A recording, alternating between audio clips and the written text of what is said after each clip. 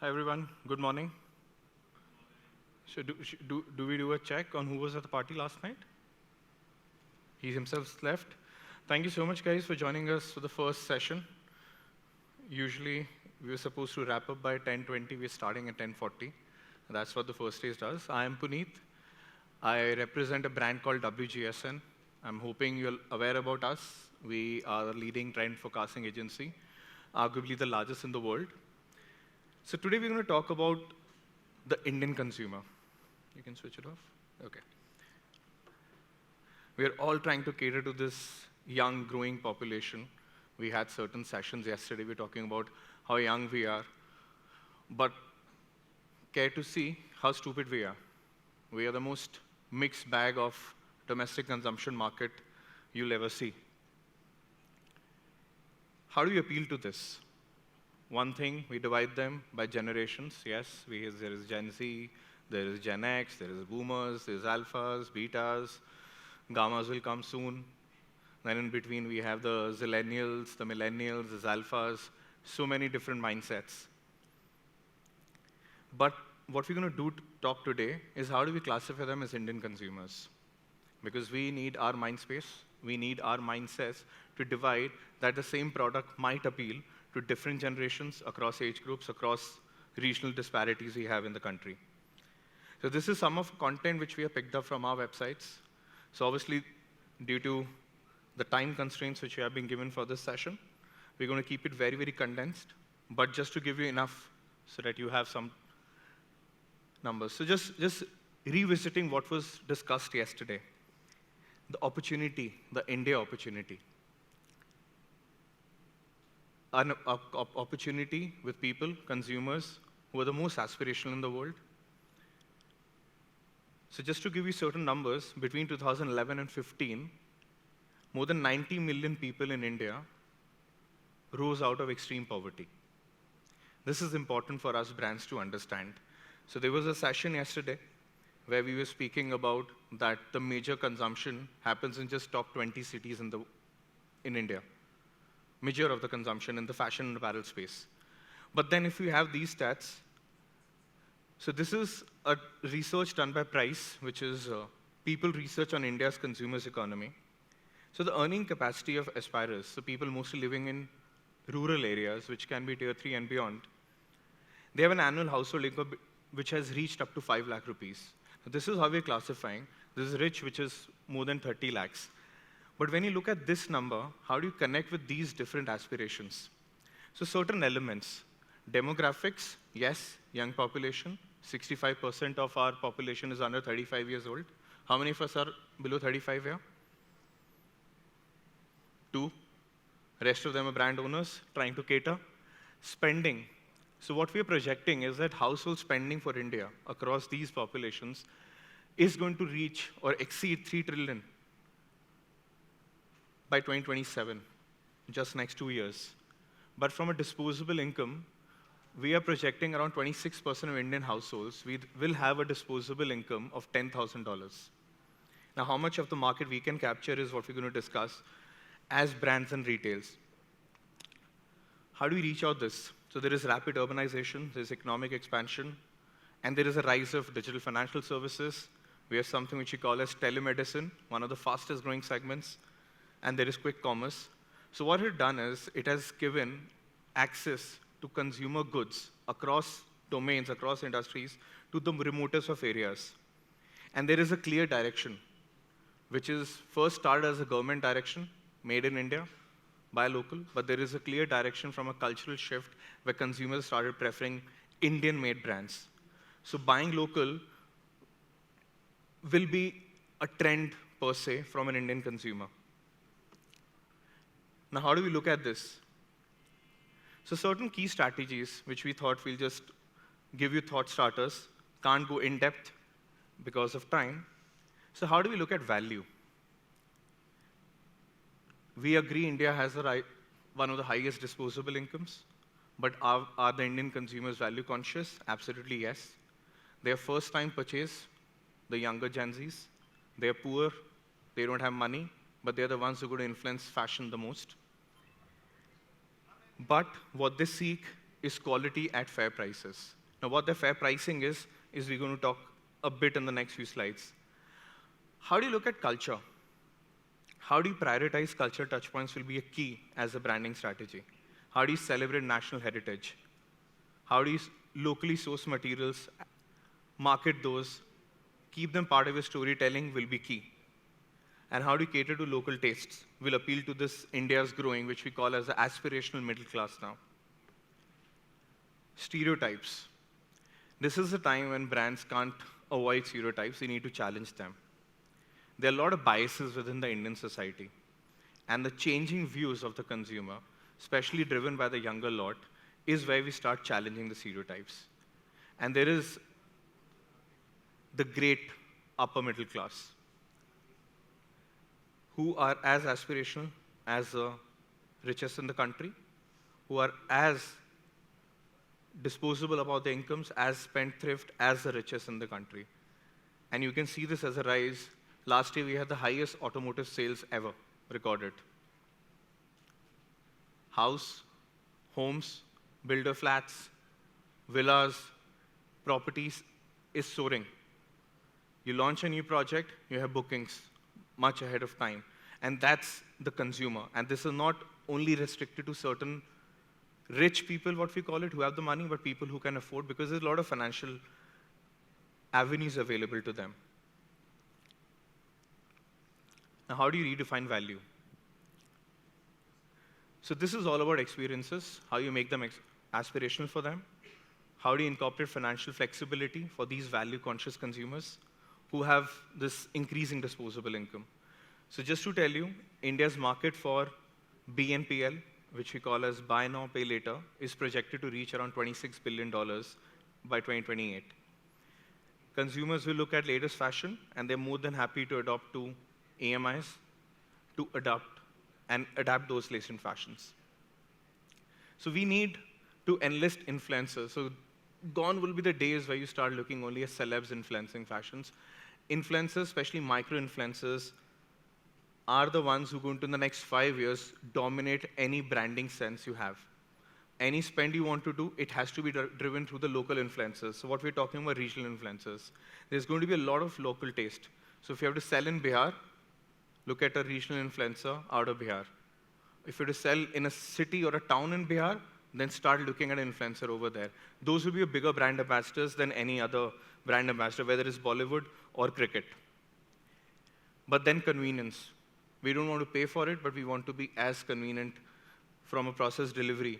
So prioritize hassle-free service. Easy cancellation for travel and experience-driven products, which includes fashion. Slots for walk-ins into stores. Prioritize stylist.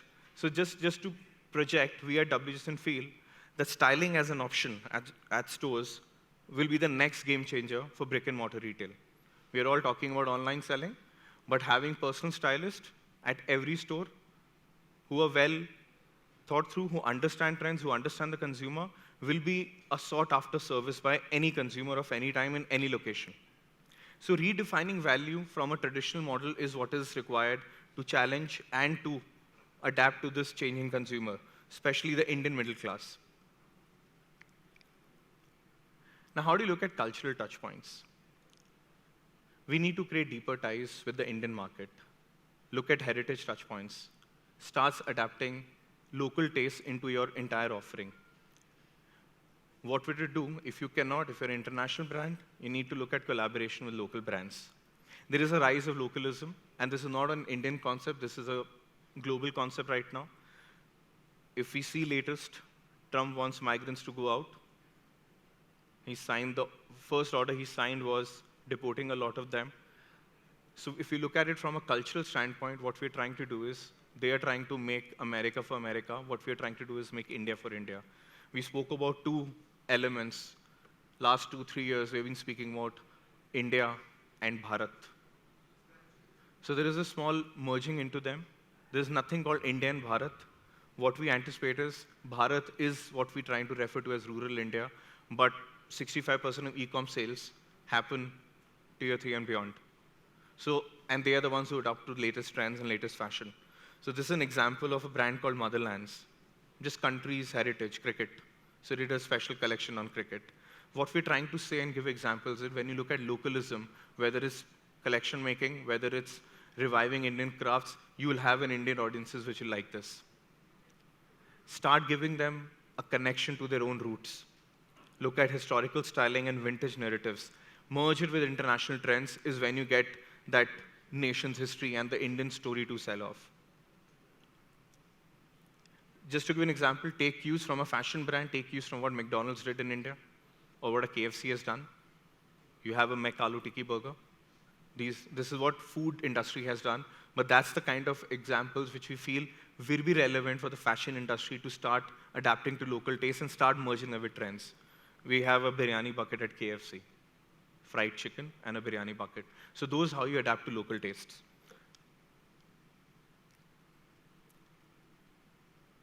We need to challenge biases and inequality. So there's a study done by United Nations, and as for the study, 48% of Indians need more inclusive brand representation, which includes real person accounts, insights, and stats into campaigns done by brands. So when you look at campaigns from a marketing point of view as brands, the central characters from an underrepresented group in India will be much more sought after. These will give a heartfelt narratives to highlight the struggles of this group has faced, and this will what it will turn to, it will give you a sense of loyalty with that brand. Loyalty for us is dying. It's a dying concept right now. There's a plethora of brands available. We don't feel the way customer loyalty was seen earlier can be seen now.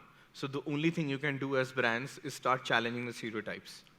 So just to give you an example back home, Aditya Birla did this Change the Game campaign, where they spoke about the biases that working women confront on a daily basis.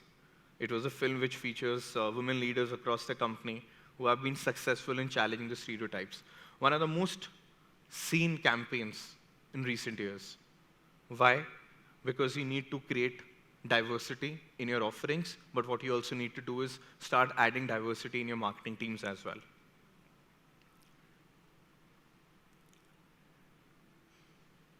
Now, how do you plan for this upper middle class, which I spoke in the beginning?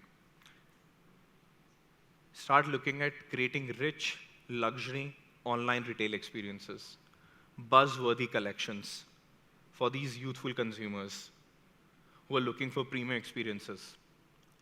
You need to set your brand strategy and campaigns with keeping this aspiration in mind to reflect this world of upper middle class consumers who are aspiring to go beyond the thresholds of how much they can spend. You need to ground your narratives in traditional and aspirational milestones and celebrations, whether it's weddings, decorating a first home, or even purchasing a new car. So a lot of Instagram reels nowadays from influencers are about how they purchase their first luxury car. And that influences most of the Bharat we spoke about. They really influence tier 3, tier 4. It gives them that aspiration that, yes, we can also do something. And that's the mindset when they go to walk into a store or they go online to buy a brand in fashion appeals. The mindset when we speak, and we did a research, so especially with the millennial and Gen Zs, so there's a mindset, you might not have the money, but we can always look rich. And it's a concept which we feel the Indian consumer, the young consumer, has imbibed as a natural process. So for that, you need to partner with the younger celebs who look at or who give an aspiration to the consumer about the lifestyle and the glamour. And they will have a much broader outreach than some of the older celebs we have. Now, how do we look at it from a retailing point of view? So value-added luxury. There is an expandable market for services. So brands, if you want to sell your clothes, and from a retail point of view, from fashion, you need to look at redefining your entire approach for these consumers and how do you show them value from a retail platform. Celebrate local heritage, whether it's VM or it's an experiential on an e-com website. India's heritage will give you the clicks and the sales.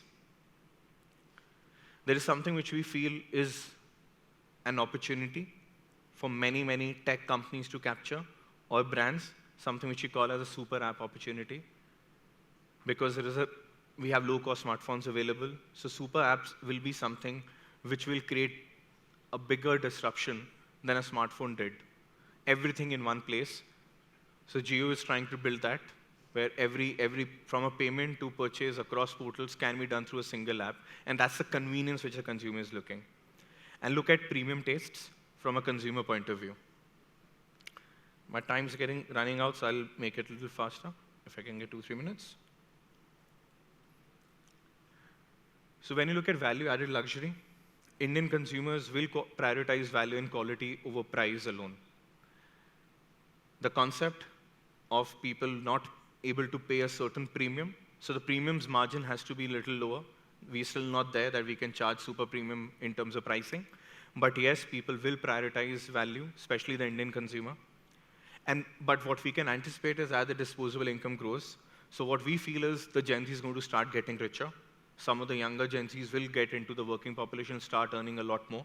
So their disposable incomes will increase. But they're coming from a mindset, which is an aspirational mindset, which is where they're seeking services and quality and they're happy to spend more.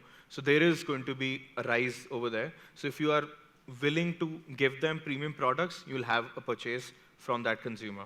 So value-added luxury will be a game changer in the Indian market. Look at financial flexibility. Give economic deals for premium items, baked-in initiative, for example, lifetime exchange of products, buy back for luxury, give back. It's a sustainable element. It adds to circularity, and it appeals to the consumer. Look at celebs who have an aspirational and glamorous appeal. Online models have to reflect the offline habits, so experiences should be seamless when you move from offline to online or vice versa. That's how you should look at retail. From a retailing point of view, just to give you an example, Estee Lauder collaborated with Sabya to create this collection of rich Indian colors, one of the most sought-after collections in makeup from the brand. They even renamed the color as Calcutta Red, and this did well. That's the regional aspect I'm going to talk about. So local and original content, especially talking about India, will be very, very appealing from a retailing point of view, irrespective of the brand you have.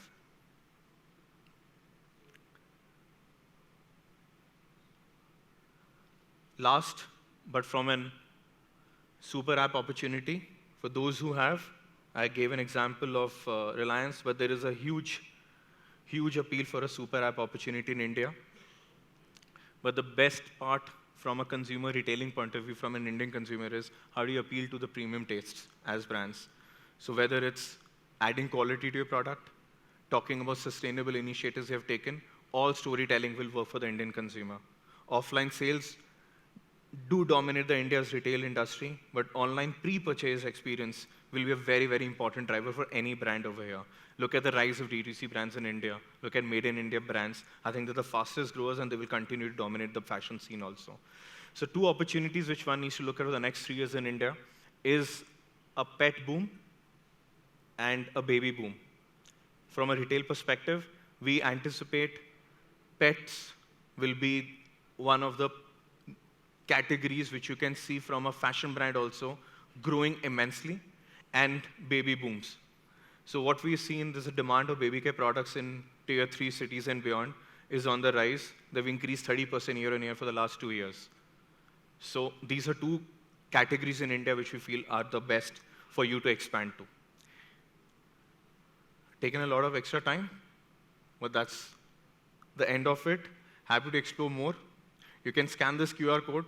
We can give you a detailed version on this kind of content with further more insights. Thank you so much for your time. Thank you.